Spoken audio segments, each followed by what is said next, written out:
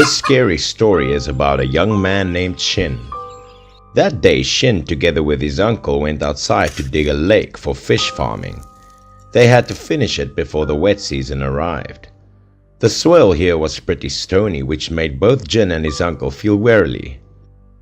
As the two were digging, Shin discovered a pile of soil protruding from the ground, which looked like a grave. Shin immediately informed his uncle about it. The uncle was amazed as Shin pointed at the spot for him to see. The uncle thought for a moment, then told Shin, "We should go check on it." The dirt pile was actually a huge lump of soil. Shin and his uncle had to lift it up and put it aside. Shin and the uncle were surprised to see the thing underneath it. The uncle told Shin, "Who on earth would bury such a statue down here?" The statue had a human face shape which looked like that of a woman. It was beautifully crafted. The two were extremely curious to know about its origin. The uncle closely looked at the statue and then told Shin to help him dig it up. The two started digging. They had a firm belief that the statue was something highly valued. The face of the statue slowly appeared under the layer of dirt. It was a gorgeous female that had the beauty of an Asian woman. As the two raised it up, Shin was astounded by its great beauty. The uncle carefully looked at the statue. All of a sudden, at the moment he looked into the eyes of the statue, he got startled. Eyes dilated with horror. He backed up instantly, which made Shin surprised. The man's voice trembled with fear. He told Shin, "We are going to die." Shin didn't understand what had happened to his uncle. The old man stuttered, hurriedly told Shin to bring the statue deeper into the forest. Despite being confused, Shin obediently did what the uncle told him to do without disposing it. Yet he asked his uncle what had happened. The uncle said nothing, as he told Shin to quickly bury it. The two brought the statue to a spot deep into the forest. They dig a hole, then put it aside. The uncle then covered it up. He couldn't stop being scared. As the man buried the statue, he muttered something under his breath, begging for forgiveness. The statue was covered with layers of dirt. Never in Shin's life had he seen his uncle being this scared. How strange it was. The statue was just an inanimate object. After the two buried the statue, they quickly returned home. That night the weather unexpectedly got colder as blasts of cold wind howled. As the uncle was in his sleep, he suddenly opened his eyes. There were sounds of footsteps outside. The man slowly went step by step, not to wake his wife up. As he went to a window, he drew the curtain aside to gaze. His nephew Shin was seen opening the gate and going outside. He walked clumsily, looking like a sleepwalker. The uncle wondered what Shin was doing out there this late. Sensing something bad about to happen, the man put on his jacket, then followed Shin. The uncle felt suspicious as he saw Shin acting strange. The door was left open when Shin went out of the house. He didn't even bother to close it. But scarier than that, Shin had completely disappeared into the pitch darkness. How could he move so fast? At that time there was no one else on the streets, only utter silence prevailed. The old man looked around. He checked every single corner, yet his nephew was nowhere to be seen. Then a disturbing thought crossed his mind, which terrified him deeply. He quickly made his way to the forest. Like a shudder premonition, the uncle's face was pale and filled with horror as he wanted to find Shin before the sun came up. What the man expected turned out to be true as he saw Shin sitting on the spot where the two buried the statue. Shin was on his knees digging up something. The uncle watched his nephew for a moment. He called Shin, but Shin didn't reply to him. He slowly approached him. Terrifyingly, both hands of Shin were badly wounded as blood was dribbling from them, while the statue was slowly revealed under the dirt. Feeling horrified, the uncle yelled loudly at Shin, telling him to stop. However, despite his uncle trying to stop him, the young man just kept digging and digging. His face became scary as he put on a haunting smile. The uncle acted quickly as he grabbed Shin and dragged him away from the spooky statue. But the strange thing was, as Shin was being kept from the statue, he screamed painfully, then attacked his uncle. Shin screamed hysterically while rushing to the statue, continuously called it his wife. His scream echoed throughout the whole forest in the black night. The uncle struggled desperately to get Shin out of the forest and return him home. Inside a small house with the lights on, Shin acted insanely to his uncle and aunt's amazement. He was sitting on his bed, hugging a pillow while smiling happily. The young man even cuddled it as if it was his lover. Having no other choice, the uncle had to tell his wife about his encounter with the spooky statue. The wife couldn't hide the horror on her face. She asked him if it was the haunting statue that the villagers had been talking about all those years. Shin indeed had been possessed, which meant the myths about his statue were all true. Since the statue had aimed for the young man, he would be haunted to death.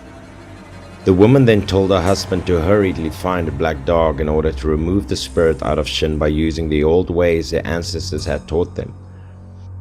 She also emphasized that the dog must be an old one, as it would be more effective for the incantation. Immediately the uncle ran to the nearby village to get himself an old black dog. The old man then returned with the dog as he saw his wife impatiently waiting for him. The dog fixed its eyes on the bed that Shin was sitting on, then growled as if something had caught its attention. It barked loudly afterwards. A tense atmosphere soon prevailed in the house. Shin felt horror as he trembled helplessly. The man stepped backwards while holding his pillow, looking terrified. As the man was in terrible fear, he bursted out crying loudly, then fainted shortly after that as the dog stopped barking at him. Feeling extremely worried, the aunt quickly checked up on Shin. She called out his name and prayed for him to pull through. The uncle couldn't hide the worried expression on his face either. Luckily, Shin had eventually woken. The aunt couldn't be happier to see him making it out alive, but Shin was still in utter bewilderment. He asked her, "What's happened? Why am I lying here?" Then he grabbed his head and groaned as he felt an immense pain. The young man looked down at his hands. He was shocked to see them being covered with wounds and scratches. They also bled while the fingertips were badly swollen. The uncle and his wife looked at Shin, then asked what had happened with him. But even Shin himself couldn't remember exactly what the situation he had gotten into be this terrible. All he could remember was this one dream coming into his mind as he tried to recall it and tell it to his uncle. He said he was awoken by a female voice. The voice echoed distantly as it aroused his curiosity. He unconsciously followed it. The moment he got attracted by the voice was also the moment he opened the gate and went outside. It's like there was some kind of a mysterious force that took him over. The young man heedlessly made his way to the forest, followed the path he and his uncle had been on before that day. From afar, Shin saw a shadow moving around the spot where he and his uncle had buried the statue. She flew mid-air whilst emitting a green light, looking eerie. The woman then rushed to Shin. She stroked his face and slowly tempted him while the man was fondling her. The woman went to behind Shin. She grabbed him tightly, which made him unable to move. Then she stuck out her long tongue, which looked like that of a snake, and licked Shin by his neck. The woman later came out as a female demon. She bared her yellow sharp teeth and intended to bite him by the neck. At that moment, Shin was completely being controlled. Out of nowhere, a black dog showed up. It barked loudly, which frightened the two. The female ghost then disappeared into the pitch darkness of the forest, leaving him with utter confusion. Shin couldn't help but being scared as he recalled his nightmare.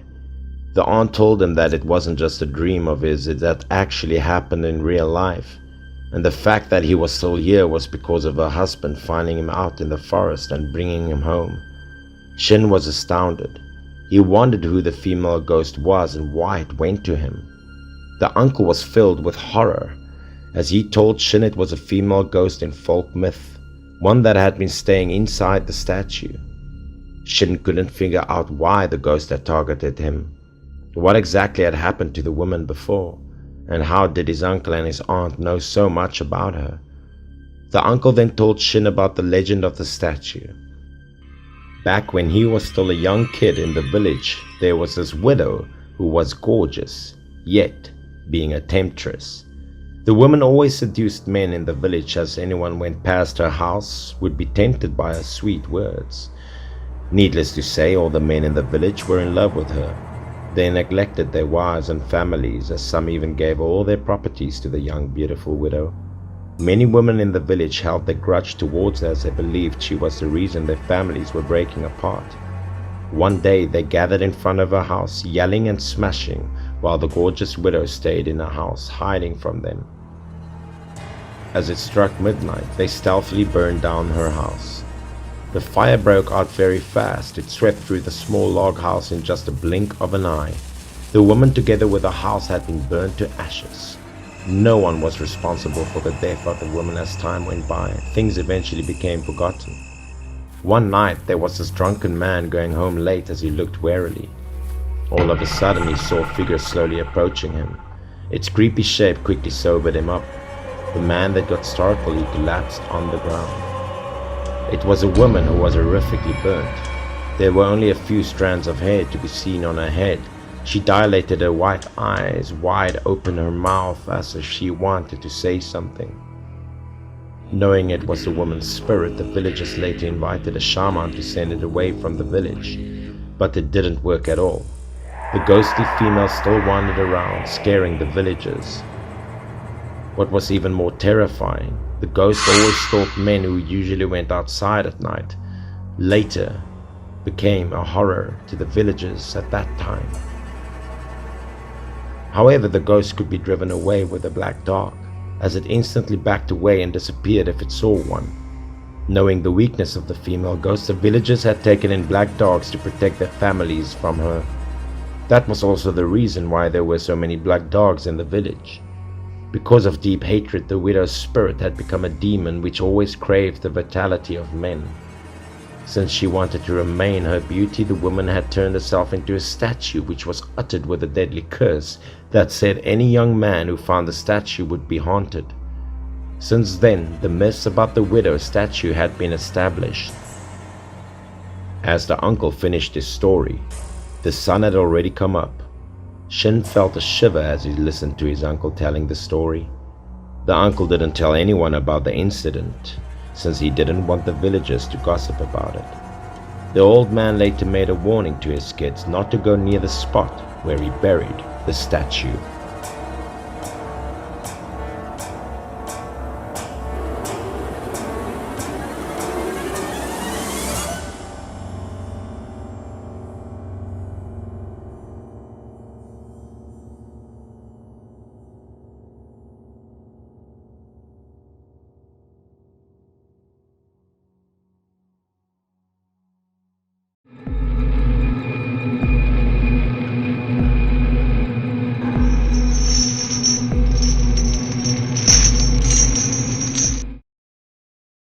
Until now, this story has spread widely in my village. It was summer and the weather was burning hot. To get some fresh air, some men huddled together and sat in front of the alley. At night, mosquitoes became more active. They were everywhere and bit them, so they became irritated and scowled. When everyone noticed that the sky was getting darker, they all decided to go home early. The old men banded together, and they didn't forget to tell Uncle Pew to hurry back home because they heard rumors of ghosts appearing in this area recently. Uncle Pew could only laugh after hearing them grumble and heading home one by one. Because he didn't intend to go home at this time anyways, so he hummed to let everyone go first. Talk about Uncle Pew. He came to this village many years ago to live with his family and work as a teacher, but he was unlucky because his wife died young, leaving only him and his children. They grew up and moved to the city to pursue their careers, leaving him alone in this village. Coming home in this hot weather was very uncomfortable for such a lonely person, so it was better to sit outside and enjoy the air, thinking, and then Uncle Pew kept smoking. Because it was full moon day, the moon was especially big and bright, accompanied by the quiet atmosphere of the poor countryside, which really made people feel more lonely and cold. Uncle Pew was still sitting there, unsure what to think. The cigarette butts were all over his feet, and he had no idea how long he had been sitting there. But Uncle Pew didn't care. He continued to smoke and think about life without returning home, and as a result, he witnessed something horrifying. Uncle Pew took out the last cigarette from the box, thinking that when he finished it, he would return home, so he slowly took it out, then lighted it up, took a long breath. The light from the lighter was most likely the only glimmer at this point. The sound of footsteps from afar suddenly sounded in that quiet space, catching Uncle Pew's attention. Because it was too late at this time, there was no one left to walk down the street. The entire street was most likely just him who hadn't returned home. Uncle Pew looked up, curious to see who it was. The silhouettes of two people slowly approached from the darkness, looking at the tall figures that were most probably men, even though he couldn't see them clearly, but still could figure that they looked very unusual.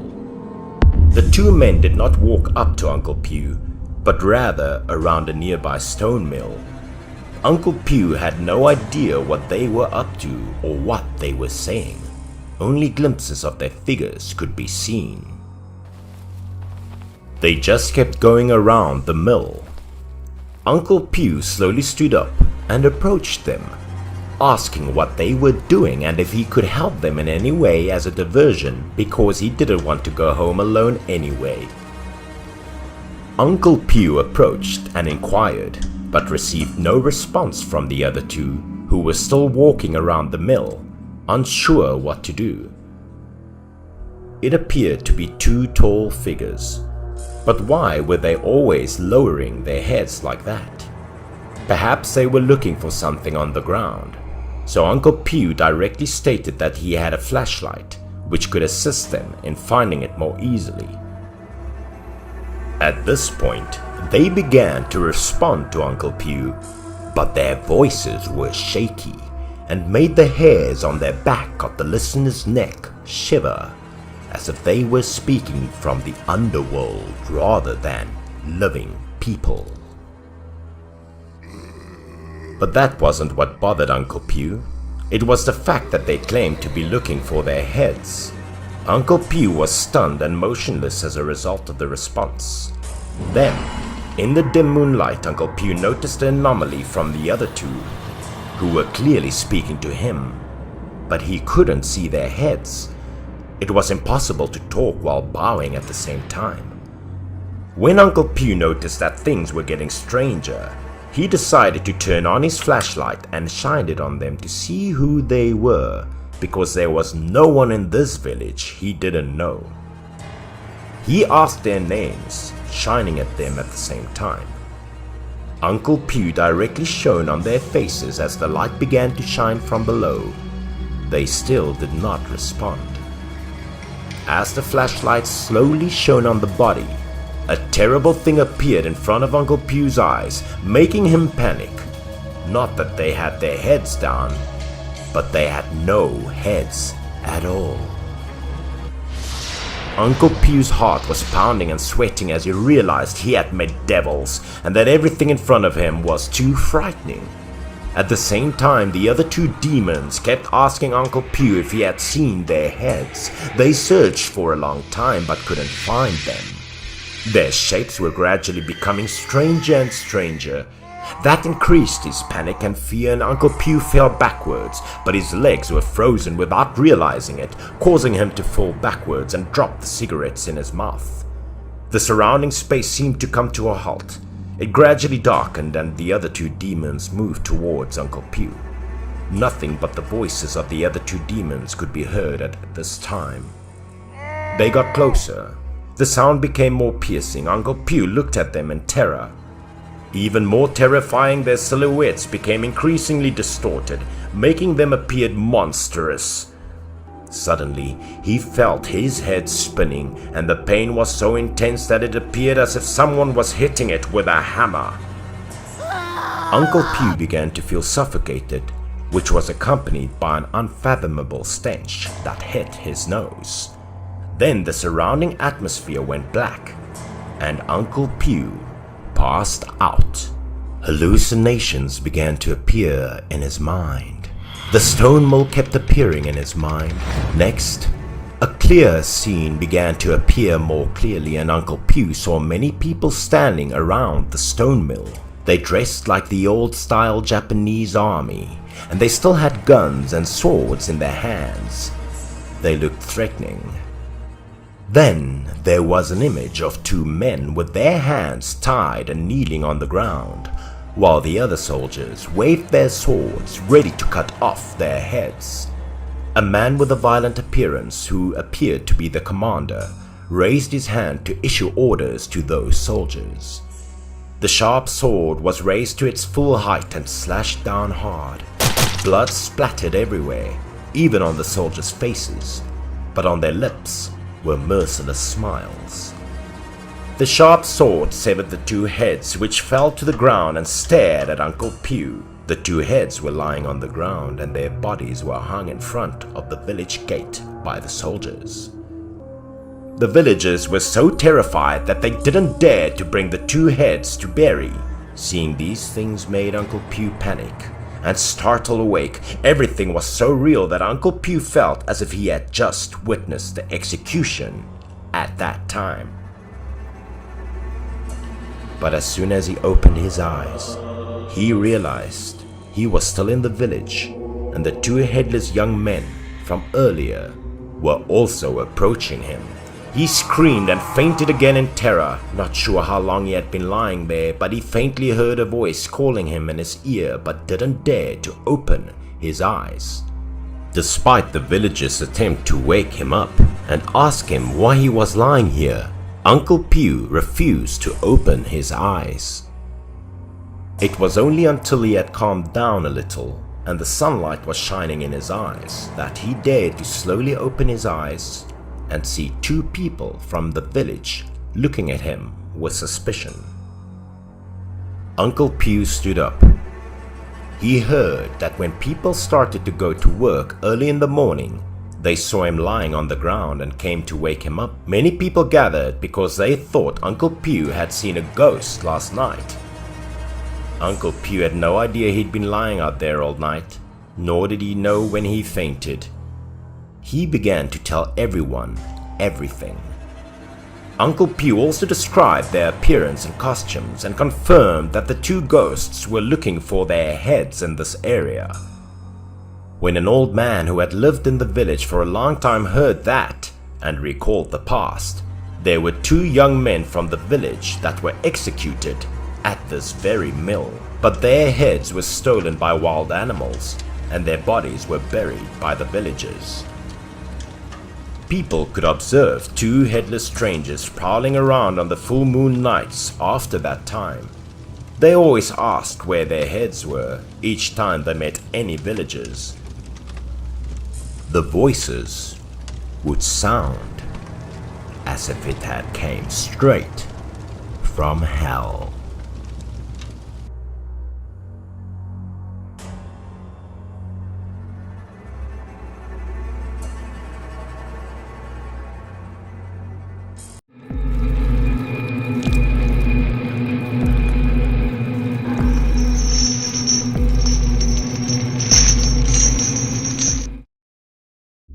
This story was told by a relative of mine. His name was Yong, a doctor who worked at the town's dispensary. On that day, a man named Zen from the village came to see Dr. Yong for treatment. He claimed to have a tumor on his shoulder that was causing him pain, but what was even more frightening was that he claimed to hear the tumor conversing with him. Dr. Yong felt strange and asked Zen to remove his shirt so he could examine him. He had hallucinations because of his fear. but there was no such thing as a talking tumor. There was in fact a large tumor the size of a tennis ball on Zen's shoulder, which appeared to be very frightening at first glance. Dr. Young thought it was just a flesh tumor at first glance, so the disease diagnosis was normal. Following that, he simply prescribed Zen some anti-inflammatory and swelling-reducing medications. Dr. Young silently watched Zen's back as he took the medicine and left the clinic. He was aware that this man was infamous in town for being worthless and committing heinous crimes. It was best not to mess with him. The next day, while Dr. Young was examining a sick woman, Zen rushed in and pushed open the door to find him. He appeared to be in a lot of pain because of the tumor on his shoulder. His trembling hands squeezed the tumor and his face was contorted and sweaty. In this situation, Zen begged Dr. Young to heal him and relieve his pain as soon as possible. Dr. Young also attempted a quick examination of the woman, followed by an examination of Zen. When confronted with Zen's excruciating pain, Dr. Young couldn't help but wonder if he took medicine or not. Doctor, I not only took it in time, but I also took twice as much medicine to make the disease go away, but it hurts more and more, said Zen. Dr. Young also gave up on him, but he took off Zen's shirt again to check the progress of that fleshy tumor. Dr. Young was shocked and felt cold at the first glance of the tumor. Because the tumor doubled in size in just one day, and the surface of the tumor also faintly outlined a human face that appeared quite frightening. Because Dr. Young had never seen these symptoms before, he had no idea how to treat it. Following that, he advised Zen to go to a specialized hospital for examination and treatment. Zen, on the other hand, seemed to find something hard to say and refused to go to the specialized hospital as well. Zen now feared that Dr. Young would think he didn't have any money and refused to treat him. He rummaged through his pockets for money in the hope of being treated. He took a large sum of money from his pocket and presented it to the doctor.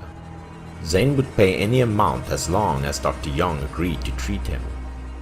When Dr. Young saw the large sum of money, he became suspicious of Zen. Because he was an unemployed, poor man who couldn't even afford to buy food. As a result, this sum could only be obtained by breaking the law. Faced with large sums of money, Dr. Young dared not accept Zen's treatment because he had no idea how to treat it at all. However, Dr. Young has seen similar cases in his practice, and the cause was infection. Dr. Young immediately inquired as to what Zen had done to become infected. Zen immediately expressed confusion and concern and then stammered that he had done nothing wrong. Dr. Young continued to question Zen and express concern, but Zen refused to tell the truth. He quickly took back the money and adjusted his shirt and exited without saying anything else. Based on Zen's reaction, Dr. Young could conclude that he did something bad to get this disease. After 3 days, Zen did not return to the clinic. Late at night, as Dr. Young was about to close the door and go to sleep, someone came looking for him. There was a pounding on the door as if there was an emergency. Because Dr. Young was the only doctor in the small town, he frequently saw patients who needed immediate medical attention. He rushed to open the door for the patient without hesitation. Unexpectedly, the person who knocked on the door was Zen, who appeared to be unable to bear this pain any longer. He couldn't keep calm and rushed to grab Dr. Young's shoulder, his face flushed with fear. He then knelt and begged Dr. Young to remove the tumor because he couldn't take it any longer. When Zen noticed the doctor was not responding, he burst into tears and begged the doctor to try to save him. Dr. Young felt sorry for Zen and invited him into the house, where he asked him to remove his shirt and examined him. The tumor on Zen's shoulder had grown very large at this point, and above it was a very clear and frightening human face. At this point, Dr. Young advised him to tell the truth in order to determine the root of the problem and develop an effective treatment. After After being questioned repeatedly by the doctor, Zen began to hesitate and stuttered the truth. Zen finally admitted that the disease was caused by a corpse scratching him on the shoulder. He also began to explain the reason, saying that he didn't have enough money to buy alcohol, so he had to find a part-time job to make ends meet. While hoeing the field, Zen unintentionally dug up some buried bricks. When Zen noticed this, he continued to dig and clear the surrounding soil. A large block of bricks revealed on his sight. Zen discovered a cellar below after attempting to extract the brick from the ground. He couldn't help but become excited and bent down to see what was beneath. Below, it looked like an ancient tomb, completed with an old coffin and a few broken jars. Because it was dark inside, Zen had to shine a flashlight and descend to the tomb via a wooden ladder. The tomb was about 3 or 4 square meters wide, with nothing notable other than a few old vases. A piece of board was placed in the center, and the top was covered with a layer of straw and an old cotton blanket. Zen came closer, a happy smile on his face, because there was a dry hand in front of him with a very bright and beautiful jade bracelet on it. Knowing the bracelet was valuable, Zen approached and removed it from the corpse's hand. When illuminated by a flashlight, the bracelet emitted such a beautiful turquoise light. Zen was overjoyed and stuffed the rope into his pocket. He also thought that if he sold the bracelet, he would definitely make a lot of money. He was eager to climb out of the grave when he suddenly felt someone behind him.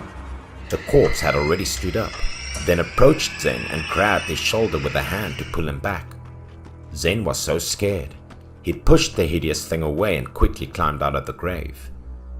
When he got home, he suddenly felt that his shoulder was very painful, and when he checked again, he found many large scratches. Then the scratches began to spread, swollen and redden. Zen honestly told all the details without daring to hide a word, just hoping the doctor could quickly cure him. Dr. Young was shocked to hear that. He did not believe that corpses could stand up on their own and know how to injure people. Seeing that the doctor did not say anything, thinking that he didn't want to help, Zen once again bowed his head and begged. Dr. Young rushed to help Zen up and said that although he couldn't cure Zen's illness, he knew someone who could. The doctor immediately told Zen to go home and wait for him to find someone who could help him. Zen immediately returned home, and Dr. Young had to scour the town in the middle of the night to find someone he thought could cure Zen's illness. The person found by Dr. Young was a traditional Chinese medicine doctor. This man had also previously treated a variety of strange diseases. Dr. Young was concerned that Zen would be unable to bear it, so he urged the old doctor to go faster. When the doctor arrived at Zen's house and knocked on the door several times but received no response, he immediately tried to push it with his hand and discovered that the door wasn't locked. Dr. Young walked inside with the old doctor and called out to Zen, but he didn't respond. Dr. Young had a bad feeling in his heart. As he guessed, the smell of blood hit him as soon as he pushed the door open. There was a large pool of blood on the ground, as well as a corpse and a sharp knife. Zen was dead, and a large chunk of flesh had been gouged out of his shoulder. Zen removed the tumor on his shoulder by himself because it was too painful. The strange thing was that the tumor's face had been completed and was even clearer than 3 hours ago. It even had a strange smile. They'd both been practicing medicine for a long time, but the feeling of discomfort and nausea they got when they saw the scene was indescribable. After Zen's death, Dr. Young summoned the police to remove Zen's body. They also searched the area where Zen discovered the tomb but found no strange traces, so the case and illness remain unexplained.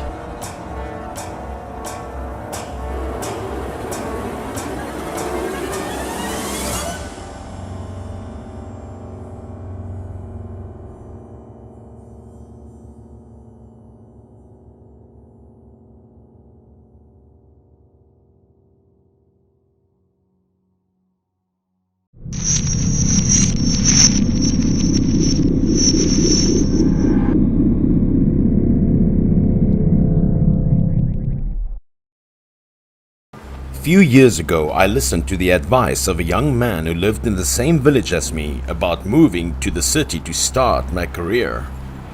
My first job was an assistant working on a construction site in a popular tourist area. I was also able to buy my family a new house in the city after a long period of hard working and savings. Since then, my life had changed as well, becoming better and better as the result of the curiosity and admiration of those around me. Actually, I understood why I was successful so quickly. It all started when I first started working on the construction site. My first days at work were always the most difficult compared to other people, lasting from early morning until very late at night. Working long days without rest exhausted me. A colleague recommended that I stay at the construction site with the other homeless workers to save money at the time. At night, I slept in the cramped dormitory right in the middle of the construction site where I worked, and I often stayed up until late at night because of sleeping in a strange place. I had a habit of going to the bathroom in the middle of the night, but the restroom was far away from the dorm.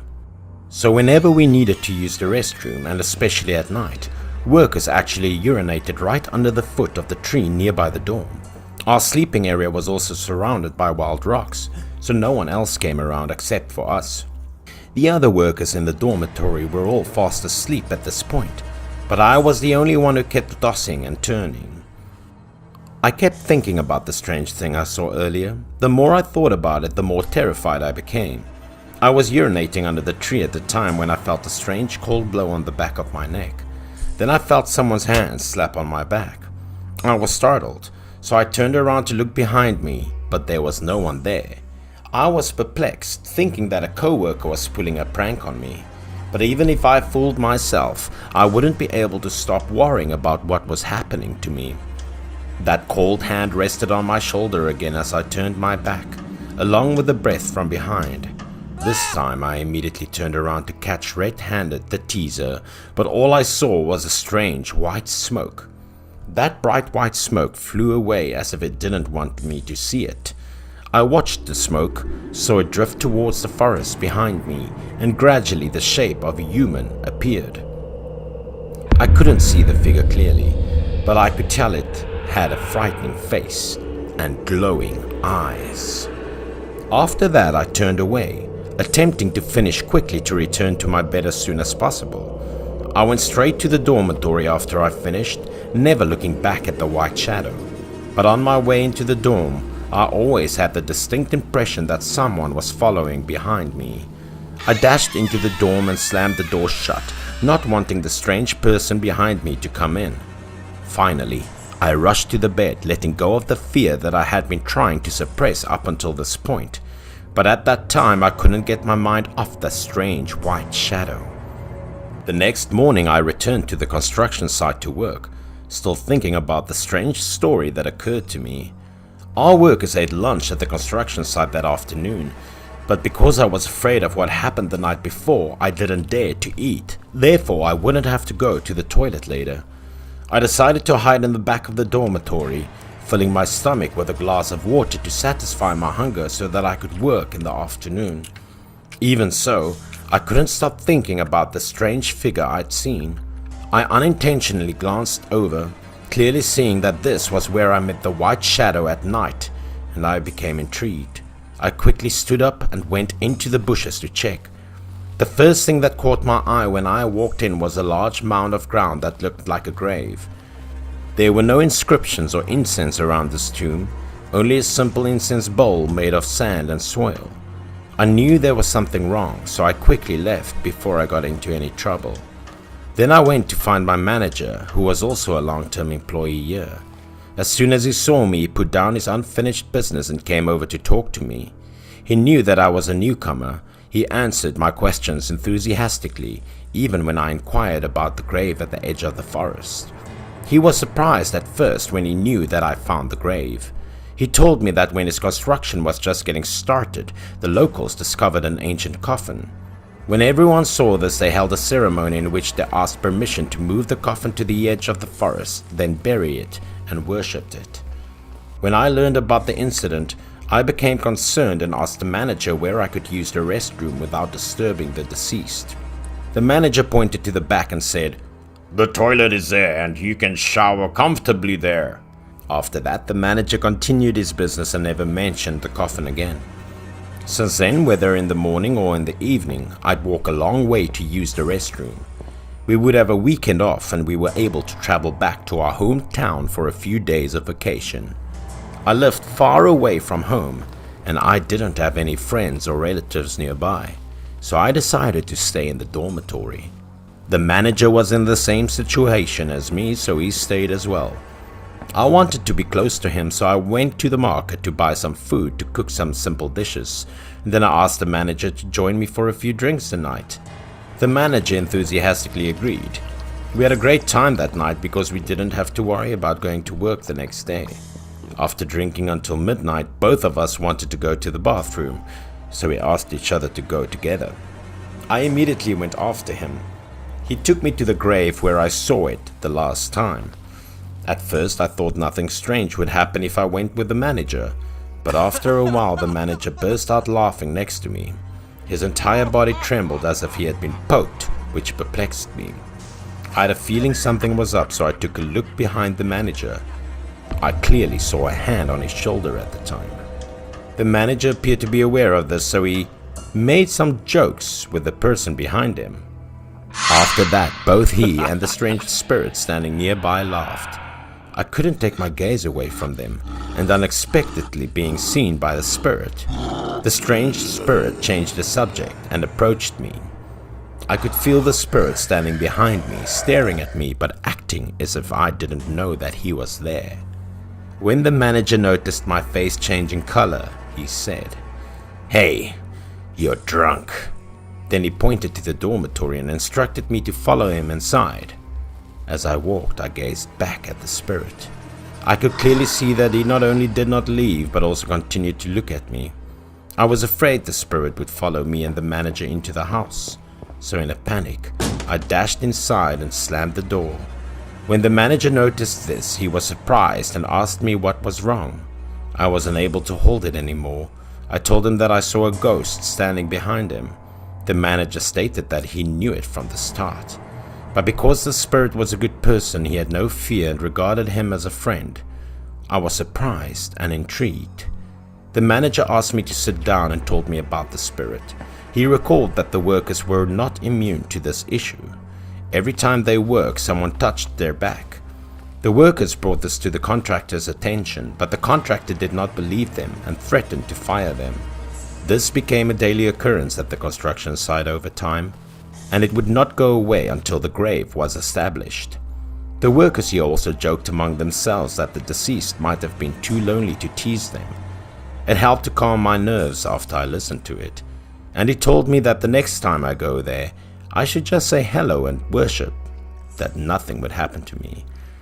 Then he told me that those who didn't harm the deceased would not face repercussions.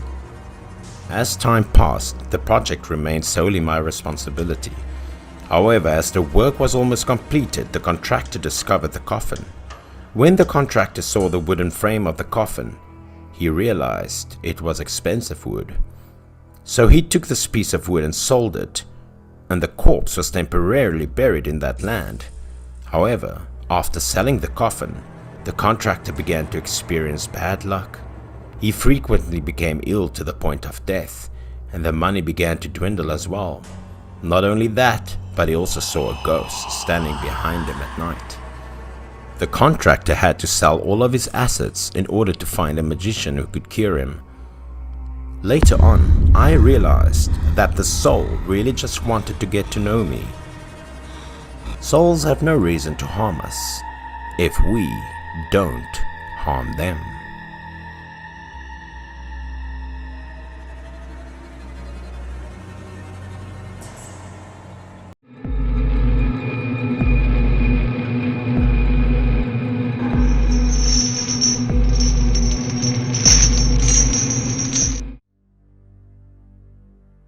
That year, the drought was severe, so the place where I lived had lost the crop. Our family has moved to another place to live, hoping for it to be better. This is an old house, consisting of many rooms, all built in architecture. It looks slightly dusty and messy, but better than nothing. My father said to clean. The whole family can live here too because this is the house of a deceased friend left for his father. So the whole family cleaned up. More than half finished, the house was also a lot tidier. That night, the three of us slept together. My older sister was about 15 years old at that time, and I was my second sister. At that time, I was only 10 years old. Behind me was Chi, 6 years old. But for some reason, I was struggling and unable to sleep. I felt a sense of insecurity from the next room. The room is ancient. My family is not using it, so I haven't cleaned it up yet. That word kept emitting a creepy feeling. Losing sleep for a long time, I also gradually fell asleep. But not yet profound, I heard chuckles emanating from that room. Laughter growing louder. The door slowly opened.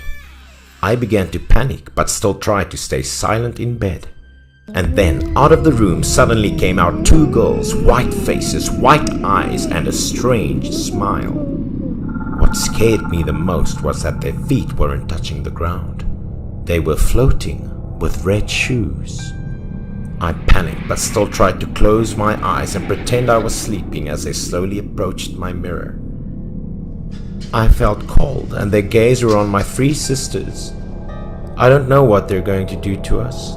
I just laid there without moving. They kept whispering and smiling horribly. It seemed like they were choosing something. I was too young to notice the problem. In the end, it seemed like they chose me. I could feel a terrible cold hand touching my body. I tried to open my eyes slowly to look at the two sleeping next to me, hoping they would wake up to save me. But they were almost in a deep sleep, not knowing what I was facing. I glanced at them, but what I saw was genuinely awful. They're just two dry bones with old clothes. They were standing right behind me and seemingly tried to pull me somewhere. I was so scared. I hurriedly pulled the covers over my body and then fell asleep without realizing it. In the morning, everything was still as usual, but I still do not dare to open the blanket.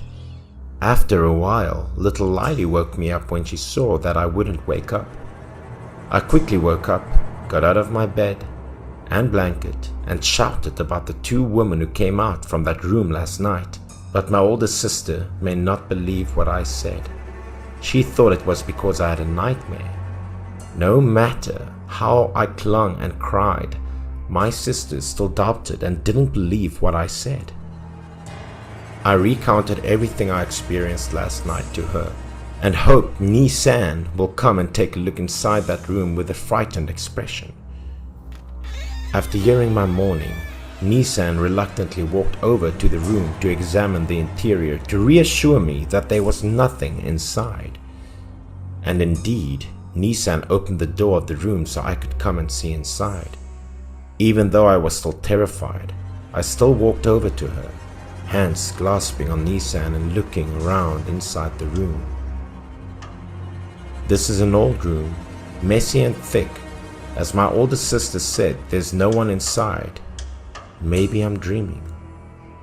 Because he waited for us for so long, my dad came in and saw three sisters standing in front of the other room door, so he urged us to come out for breakfast and asked what was going on. The oldest sister told him what I told her, and also told my dad that we went to see the room, but it's completely normal with no one inside. After hearing that, my father scolded us because just because of a stupid dream and not going to breakfast, my parents had to go to the fields to work. After breakfast, my second sister and my parents went to the field to harvest potatoes. Baby Lily is young, so she cannot accompany us. But since this is a peaceful countryside, we were not afraid for Lily. After a while, rain started pouring down. We also drove the baskets of potatoes home.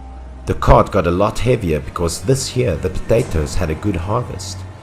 We help each other carry each basket of potatoes into the house. This year we'll make a lot of money. I also gradually forgot about yesterday's horror. The rain was getting heavier and heavier, so we quickly loaded the potatoes inside. Otherwise, they would be waterlogged. As soon as we opened the door and looked into the house, we saw little Lily playing in the yard, seemingly very happy. My mother was worried because of the heavy rain that little Lily could still play in front of the yard, but refused to go to the house to shelter from the rain. My mother was afraid she would fall sick. But little Lily seemed highly excited and told her mother that she was enjoying herself with her beautiful sisters. In response to my mother's question, I gradually realized what was unusual, and it seemed what little Lily said was true. There were lots of shoe marks on the ground. She was playing with someone in the yard of the house. That night, out of panic about the night before, I asked to let me sleep with my parents, even though nothing strange had happened all night. I was apprehensive about some nervous feeling that I could not sleep. The following day, as well as every day, the whole family sat together for breakfast. But Lily didn't eat anything, even when my parents told her to. My parents asked that little Lily said that she would be taken away to eat well by some beautiful sisters. The carefree words of a child did not make my parents too concerned. That day, we also needed to go to the fields. As usual, my mother was afraid that a stranger would come to seduce Lily, so she told her not to open the door for anyone to come in. At that time, I was a child, so I didn't know what happened. I just felt a little insecure. So I asked my mother to bring Lily along with me that day. But my father seemed annoyed by it because little Lily often ran and jumped. It would take time to watch. The whole family would not be able to concentrate on farming. Everyone in the family was afraid of my father, so according to my father's instructions, it would not be a problem to lock the door carefully. My mother also thought so, so she obeyed my father. I'm alone in discomfort, but I'm too young to give my opinion. Before the door closed, I still remember clearly now, her white face, dark eyes and strange smile of Lily. She looked at me like a farewell. After that, we got into the familiar cart and left the house. After the field work, we could not see Lily playing in the yard anymore. When we came back home, it was strange that my mother called Lily repeatedly. After entering the house to search, my mother frantically ran out to inform everyone. The whole family was shocked. We split up to look for Lily. The older sister and I were worried about her. We ran around the village to see if anyone knew anything. My father entered the other strange room to search for her, and I was hoping that Lily was just playing hide and seek. But to our dread, little Lily was truly missing. After that, we stayed for a bit longer, then eventually decided to leave the heartbreaking place and move to a neighboring village. Years later, when I was much older, I heard that people came to clean and break the house down for farmland. Suddenly, while breaking down the fence, they accidentally bumped into something that seemed hard below the ground, so they decided to dig down to take a look below. After a while of digging, they discovered a big wooden coffin, which surprised everyone because ordinary coffins could not be that big. They opened the lid of the coffin to examine the interior and took the remains of the deceased so they could be buried somewhere else. All this so that the dead would have a proper place to rest. The coffin was indeed huge, holding at least 3 to 4 people. They also worked very hard to be able to open the lid to close the inside. But what was inside surprised them, and the story spread everywhere, which led my family to learn the reason why little Lily disappeared so mysteriously. Inside the coffin were the corpses of 2 women and a child. They were placed very neatly inside of it, and just like the workers described, there was a little baby girl who fitted the exact same description as Lily. The 2 women had turned to white bones, but the child looked like she had died recently. At that time, as I was older, I could speak my mind and realized Lily should have never been the one to get caught, because the one who should have gotten caught should have been me.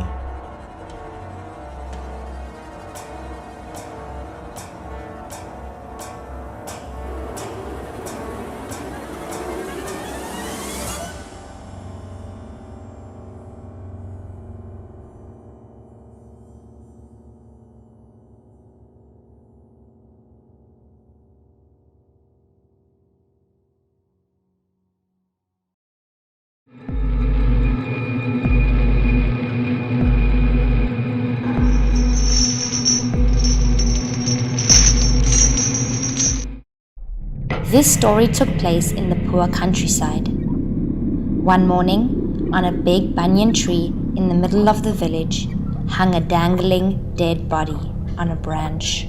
People gathered around the body in curiosity. They were all there to listen in disbelief about the death of a young girl. Everyone said that the girl was murdered. Suddenly, at the end of the line, a man burst out and fell on his knees. He cried bitterly. Grief was evident on the elderly man's face. It had turned out that the corpse was his daughter. The man claimed that his daughter was killed by the devil lady, for he had seen branches of the white willow. The night before, as usual, the girl walked home alone after work. She had to cross a dark, empty street from work, but she was used to the road, so she did not want to bother her husband for a pickup.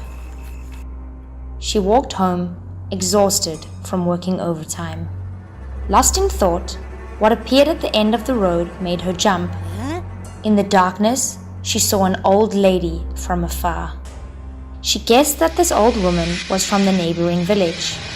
She probably had senile dementia and therefore got lost. Willing to help, she then approached to ask questions. As she got closer, she had the chance to see the old woman clearly. Somehow, she just stood still by the tree. She spread her fingers apart and started counting them. She did not understand why she was so absorbed in her counting. She called out softly to her, but the old woman did not hear. The old lady was so focused that she did not realize she had been standing there for a while. She silently observed the strange behavior of this old woman. Suddenly, the old woman's face turned dark. Her body exuded a ghost-like mystery. Her voice trembled when counting the numbers 7 and 8. So much so, it gave anyone hearing goosebumps. Then, counting to 9, the expression on her face somehow changed. She looked sad and a little disappointed. She repeated the number 9 dozens of times, making the girl look even more terrified. She softly asked what she was counting for and offered to take her home because it was late. It would be very dangerous for her to hang out alone here. When hearing the young girl's voice, the old woman looked up slightly. She looked at her with delight, as if she had just found a lost item. She looked at her for a long moment, then told herself the number 10 was right here. Then the odd lady looked down again, counting the numbers of fingers on her hand. But this time, she counted happily. On the number 10, she shouted out joyfully. Under the bright, yellow light of the moon, the old woman's face appeared with pale skin and white eyes. Seeing this, the young girl screamed in horror. Now she was sure the old woman was not an ordinary person. She was terrified and fell on the ground. Her face began to sweat. She looked at the old woman with frightened eyes. The old woman, known as the Devil Lady, did not care about the girl. She continued to spread her hands out and counted her fingers, over and over. This time, she counted more slowly and stopped at number 10 with her pinky. After counting, she chuckled. Spreading her hands out in front of her, She exclaimed happily that she had found the number 10 that she had been looking for. The girl was still on the ground, trembling. The old lady turned her back and walked into the tree. Once she reached the tree, she glanced up at the girl and smiled happily.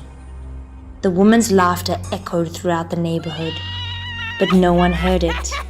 Only the young girl felt a chill down her spine. The old woman then disappeared without a trace. The young girl leaned slightly to see which direction the old lady had headed, but strangely enough, she was gone. She stopped to sit up, looking for a way to get up quickly, but her feet were suddenly numb. When she finally stood up, she took a deep breath.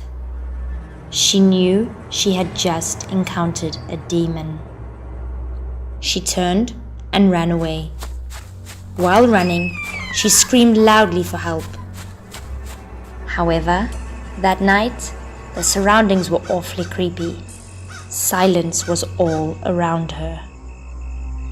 On this bright, full moon night, the girl cried bitterly while running through the village.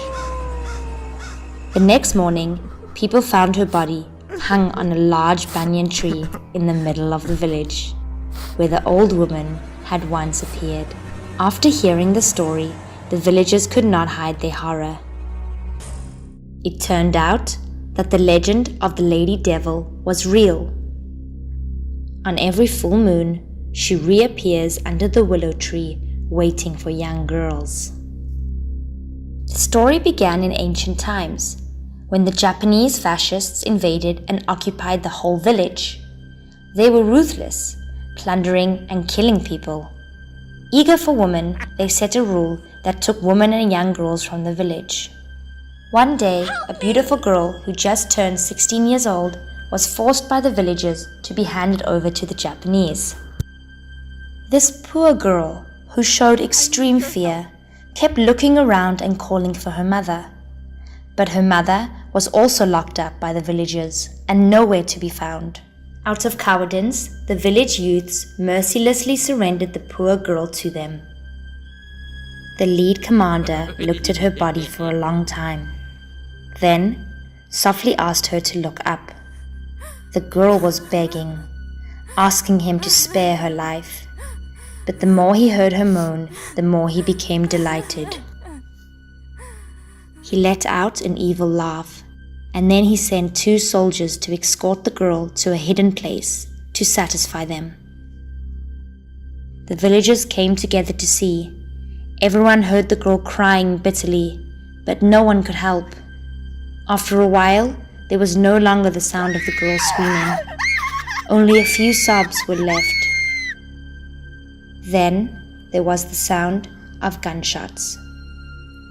The most heartbroken person was her mother. She was desperate to know if her daughter had been killed by them. Missing children gradually became an obsession of the old mother. She kept asking for her girl back. Everyone was broken by the mother's situation, but because the enemies were too ferocious, no one dared to resist. Years went by, and people saw her as a lost soul, wandering everywhere around the village. By then, she had become crazy, always asking for the return of her daughter. Then one day, she hanged herself on a large willow tree in the middle of the village. The same tree where the 10th young girl could be found hanging that morning. Her soul was deposited into the trunk of the big tree. She then casted a barbaric curse in order to take revenge on both the villagers and their descendants. Every full moon, she would hang young girls from the old tree stump as a warning to the old feud. On that same tree where dead people hung grew pure white willow flowers. And strangely enough, no one takes care of them, but the flowers are still blooming day by day very well. After the girl's story this morning, the whole village decided to burn down the big tree, hoping to find a way to save lives of the remaining girls in the village. The fire was burning in the night, and the smoke emitted a strong stench. Maybe because the tree was old, or maybe, just maybe, because of the flesh and blood of the dead. After the tree burned off all its leaves, a white smoke came after, perhaps symbolizing the soul of the old mother. Years went by and no more girls were captured. Perhaps it was because the tree had burned down, or because the last girl that she had been looking for was found.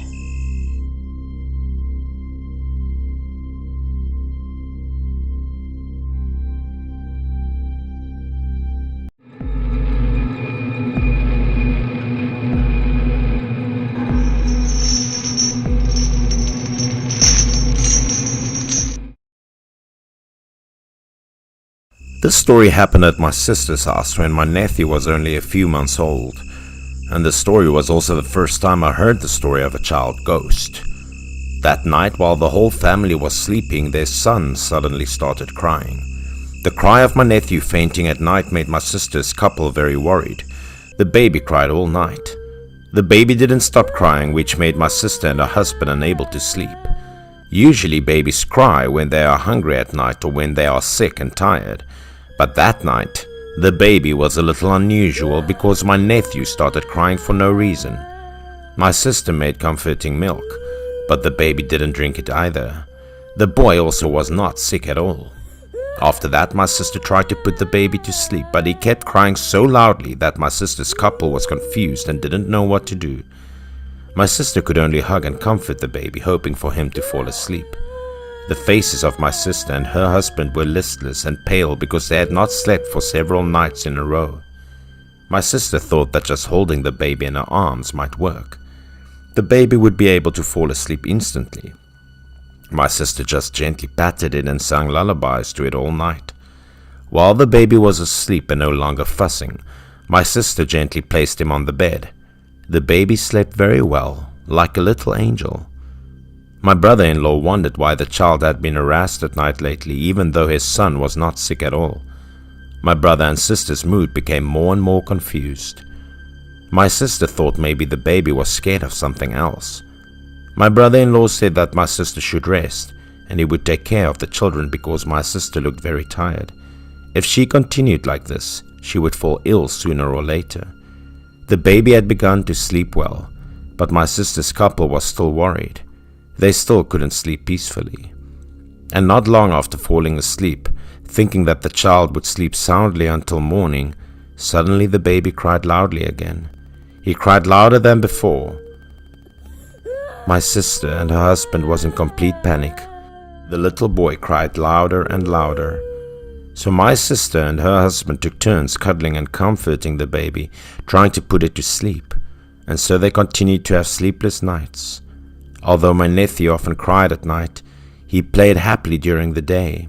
He was very obedient and did not bother his parents. During the day, my nephew was very lively and active. My brother-in-law called my mom to talk about his son, and my mom said she would come to my sister's house as soon as possible because my mother was also very worried about her baby grandson. My mother arranged to come over as soon as she received the call from my brother-in-law because she loved her grandson very much.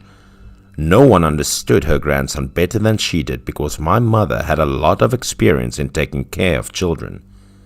My mother also came to look directly at her little grandson, so she looked at him in shock and exclaimed, "What happened to the child's face?" The child's face had a few red marks that weren't obvious, and they didn't know where those red marks came from. My sister also didn't know when these red spots appeared. My sister thought the baby had a rash, so she gave him medicine, but my sister herself didn't know what to do. My mother said that the baby had been bitten by a child. "It's not a rash, it's from a child's bite." My mother's words shocked everyone. My sister and brother-in-law were very scared and they heard that. Everyone in the family believed in ghost stories, and they believe in spiritual things like this. My mother said that kids who were like her grandson were the ones who easily angered the little demons. My mother bent to the ground and searched for something under the sofa to confirm her statement. My brother-in-law asked her what she was looking for because there was nothing suspicious about their house. It seemed that my brother-in-law also did not know what my mother's purpose was for doing so. My mother let my brother-in-law look under the chair. "This child not only harms your son, but also steals food." My brother saw a lot of leftovers that looked like rats eating something under the sofa. But there were no rats in the house. This time, my sister and brother-in-law believed and asked my mother what it was and where they had harmed their son. My mother told them that this was the soul of a little devil that died when he was less than a month old. His spirit was usually very naughty and would get in trouble. My mother said that the little demon was created from a dead child, and it would go around at night looking for targets to harm. It would go to find a house with babies to disturb, and it was crying of the baby that lured the little devil into the house. The little devil seemed to have smelled something because he heard the cry, and he began to climb into the yard. It waited for the child to fall asleep, and when the child's parents were also asleep, he would sneak into the house. It would start climbing into the house. It crept up to the side of my sister's couple and my nephew's bed. Maybe it was trying to harm my nephew. The little devil bit the child's limbs to suck his blood. That thing was also the reason why my nephew was scared and cried all night. The little devil's teeth were sharp and thin. The wound was like a rash. Children who cried for no reason at all were bitten by the little devils, tormented. And the adults couldn't see it because it was just a wandering child ghost. My sister was so scared that she cried and asked my mother what they should do, because if they didn't do anything, the little devil would come every night to harm their son. My mother said the devil was most afraid of lanterns. She asked my brother-in-law to buy 2 red lanterns for the night. They should follow, and it would be fine in a few days. My sister's couple all lit lanterns in the morning and the evening because they were afraid that the little devil would come to their house if they were careless. At night, my sister's house glowed red, like the house in a horror movie. The lanterns seemed to work well. The grandson, my nephew, didn't cry that night. He slept with a very peaceful face. The whole family hoped that he would sleep well that night. On the contrary, my sister and brother-in-law always kept an eye on everything in the house. They wanted to see if the little devil was hiding or not. The couple always looked around all night and did not dare to sleep for fear of where the little devil would crawl out. Fortunately, nothing out of the ordinary happened, so the whole family spent a good and peaceful night under the red light of the lantern. The lantern was lit for 3 days in a row. The baby stopped crying, and since then, my sister taught everyone to use this method whenever they heard of a little devil that would come to disturb their families and young children at night.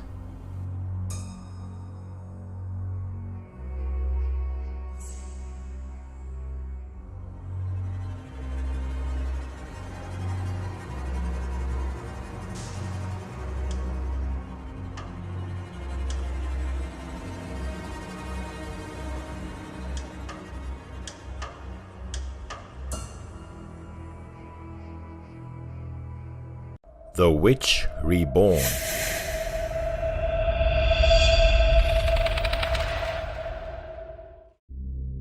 I remember one day last year, I had a few drinks with a close friend of mine.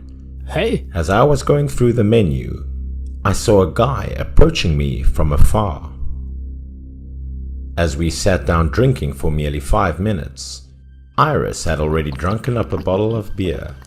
It turned out that the guy had just broken up with his girlfriend. Iris didn't utter a single word as he kept drinking and drinking. I didn't know what to do but gently put my hand on his shoulder and comfort him. The guy had a distant look in his face. As he sighed deeply, he started telling me something that had confused him lately. Iris and his girlfriend shared the same interest for horror movies. After getting to know each other, the two decided to begin a relationship. The girlfriend, despite having a keen interest in scary films, always pretended to be scared as she screamed and fell into Iris's arms. The sweetness in her eyes completely hypnotized him. On the two's one-year dating anniversary, the girlfriend got a pair of tickets to a haunted house in a theme park. That day, despite being early for the hair-raising experience, they still had to wait in a long queue. Under the freezing weather, Iris felt a bit uncomfortable and discouraged. He told his girlfriend to come back later someday, but the girl insisted on staying as she wheedled Iris. The two continued to wait for their turn to get inside the haunted house in the cold weather.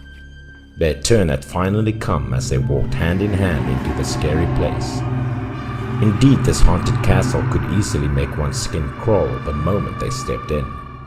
As the two walked upstairs, they saw a picture of a ghostly bride who had a bony skull, yet it didn't terrify Iris at all, as he found it pretty hilarious. The first room they got in was filled with scary disfigured dolls. At times, there were chuckles of children to be heard in the room. A doll suddenly stuck out its long tongue, but for Iris and his girlfriend, that wasn't enough to make them scared. The two then turned their gaze at a glass display filled with creepy-looking items inside, which amused the girl instantly. She expressed her amazement as she saw a doll with hollow eyes being hung from a tree, which confused Iris as he wasn't amazed by it at all. At that moment, Iris suddenly wanted to play a prank on his girlfriend. He told her to gaze at the doll as it would show her something special. The girlfriend listened to him as she fixed her eyes on the freaky doll. Seeing his girlfriend fiercely concentrating on the object, Iris quietly came from behind and then scared her, which made the girl scream out in fear. As she trembled, she turned around and saw Iris behind her. Her eyes blazed with horror and anger as she knew she was being teased. The girl immediately hit Iris in the chest while upbraiding him. She chased after Iris as he ran away, laughing while thinking of pulling another prank on her. Iris ran to a room nearby. The guy quickly hid in a corner, preparing to scare his girlfriend again. But the girl was nowhere to be seen as he kept waiting for her. Now Iris started feeling worried. Iris went outside, gazing at the dark hallway in front of him. There wasn't anyone in sight. Iris started feeling panic. He hurriedly looked for his girlfriend. As the man was extremely anxious, he came across a room with a wooden door being slightly opened. Iris twisted the doorknob. He had a hunch that his girlfriend was hiding in the room. No sooner had Iris opened the door than he called out the girl's name. Strangely, there was no one there. There was merely a wooden coffin which was covered with a thin veil placed in the room. Burning candles were also seen on top of the coffin. Iris gently pulled the veil aside. He saw a wooden doll inside as it gave him a familiar feeling when he looked at it. All of a sudden, Iris felt like there was someone in the room watching him. As Iris looked away, the doll suddenly got up as it made some mechanically eerie sounds. The doll's action didn't startle him, but its voice was so familiar to him that it made him turn around immediately. Iris was horrified to see that the doll now was replaced by his girlfriend. The girl started saying something as the two sharp fangs slowly sticked out of the corners of her mouth. Iris was terrified. He rubbed his eyes constantly, but the horrifying scene didn't disappear as it became even more visible. Despite being scared, Iris still plucked up his courage and went to the girl, checking up on her. Unexpectedly, the girl opened her mouth wide, revealing many sharp teeth which looked creepy. Iris was startled to death. He panicked as he pushed the girl away. How bizarre it was before his eyes now was just an inanimate wooden doll. Feeling fearful, the man leaned against the wall as he regained his composure. He reassured himself that perhaps it was just him having a hallucination.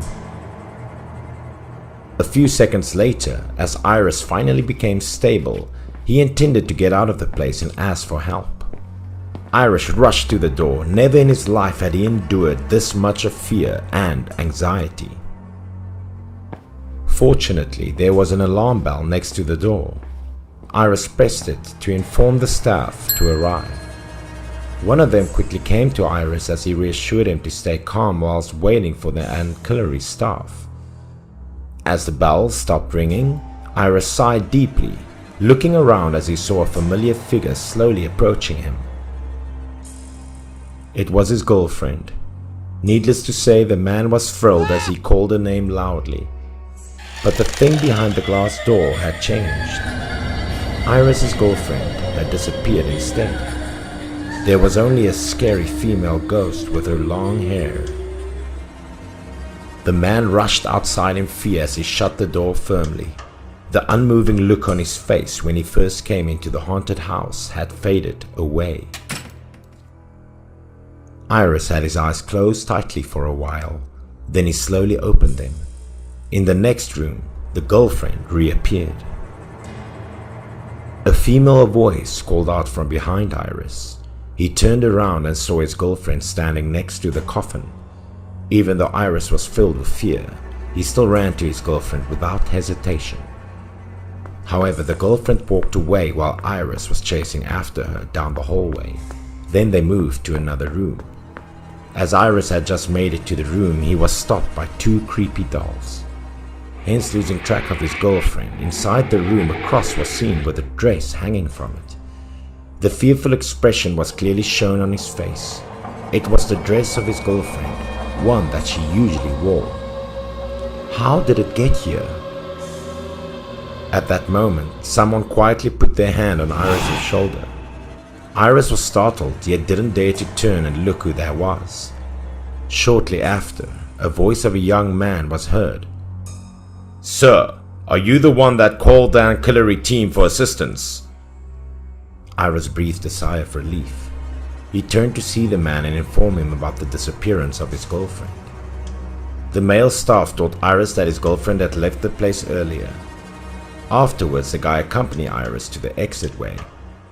Indeed, as Iris got outside, he saw his girlfriend waiting for him at the gate.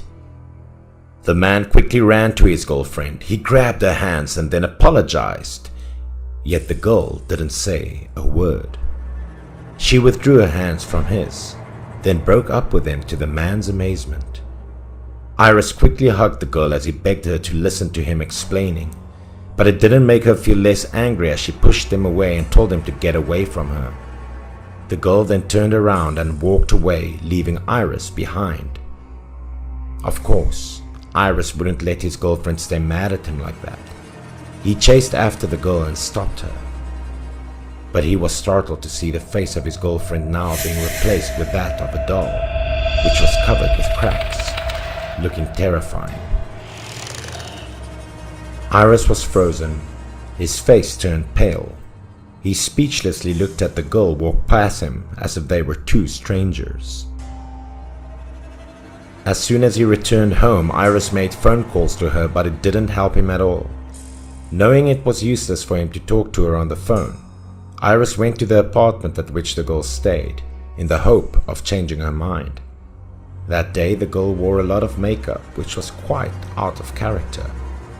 As Iris went to see his ex-girlfriend, he saw her hand in hand with another man, looking happy.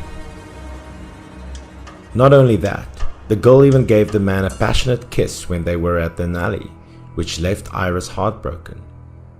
In the dim light, Iris once again saw the creepy face of the doll he saw in the haunted castle.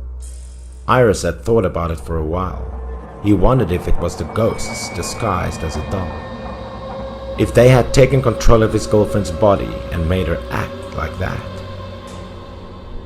Later, Iris went to the girl's workplace, asking the workers about her, but they told him that she had resigned from her job and went somewhere else. Iris cried a lot as he recounted the story to me. I didn't know if it was the breakup or the awful experience he had at the haunted house that caused him to be like that. Only until later did we find out that the haunted castle had disappeared as no one knew about its current location. Lately, Iris came across a picture of his ex-girlfriend on Facebook. The girl had begun a relationship with another man, yet he looked like a dead body. Iris wondered if he should send her a message, but eventually he chose to give up on her and move on with his life.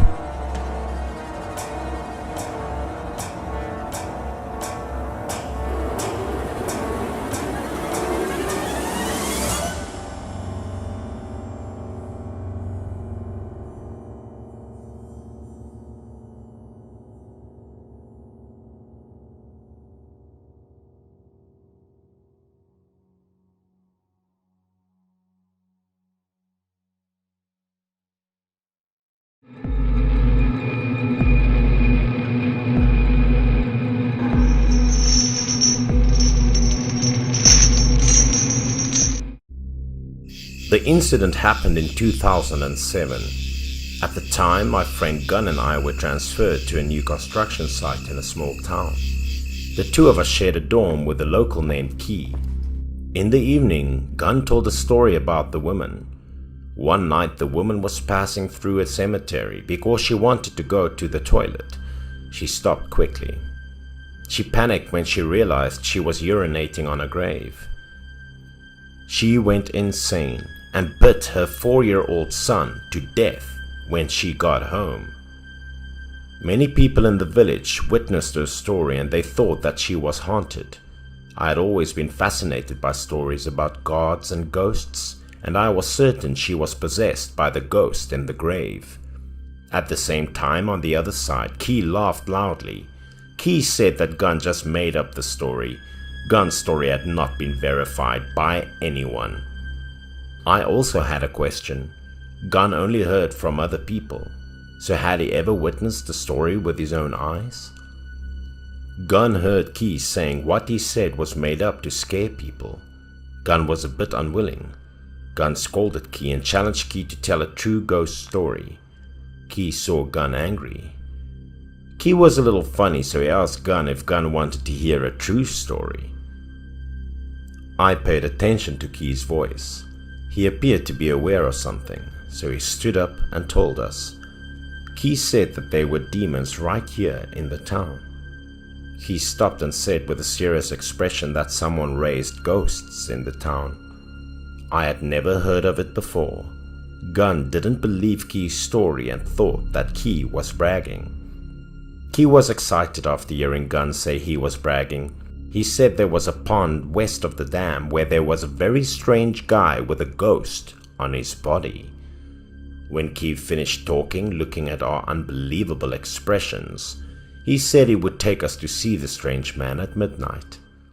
With the expectation of mysteries, we all eagerly waited until midnight to find out the truth of Key's story. At precisely 12 o'clock at night, the three of us went into the direction that Key had indicated to see if the man raising the ghost was real or not. The midnight weather was quite cold. "Hey, it hasn't come yet. Why is it taking so long? Are you on the wrong path?" asked Gunn impatiently. Key was a local and he knew the terrain well, so we didn't ask much. "Don't worry, we're almost there. In front of us," Key reassured. We took 2 turns in a narrow alley. The surrounding space was extremely quiet. The area had a lot of abandoned houses and they were waiting to be demolished. Key stopped and said, "You see, the guy is living in the dilapidated house over there." Key, seeing Gunn's bewildered expression, asked him if he was afraid, and if he was, it wasn't too late to return. Gunn tried to be brave. He continued to ask Key to lead the way. So we continued to approach the old house. When we reached the wall of the old house, Key stopped and told Gunn and I to stay behind him, signaling us to be quiet. The 3 of us leaned softly against the wall below the window. We couldn't hear anything inside. Key grabbed both hands on the windowsill and stretched his head inside to look. Gunn and myself were also curious. We followed Key to the window to look inside.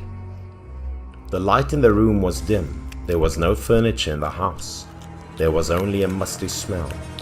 The smell mixed with a stench. There was a person in the room. He was sitting with his back towards us. The man just sat motionless and bowed his head. After bowing and sitting motionless for 7 or 8 minutes, all of a sudden the man started shaking his shoulders and he sobbed softly. The three of us were unsurprised. We only heard the man mumbling something very low. I thought the man might be mentally ill, so he sat around talking nonsense in the middle of the night. I was confused and turned to ask Key who was he talking to. Today was also the first time Key saw him. The guy lived alone. Maybe he was talking to a ghost, but we just didn't see the ghost. At the same time, Gunn suggested us to go around the opposite window so we could see the man's face. Key and I agreed with Gunn's approach. We were all driven by curiosity. Because many houses were demolished, we walked carefully to avoid making any noise. Key was the first to stand on the windowsill to look inside the house and the direction. Since the window was facing the front of the man, we were afraid of being discovered, so Key went up first to see who the man was actually talking to. Key glanced into the room, his body trembling as if he had seen something terrible, and he almost cried out. Key became terrified and withdrew from the window. Gunn and I hurriedly asked him what he saw, but Key just covered his mouth with both hands as if he was about to vomit. Key turned to cover his mouth and ran away. He started vomiting. When we saw Key running away, Gunn and I became even more curious. We couldn't contain our curiosity. Myself and Gunn climbed up the window.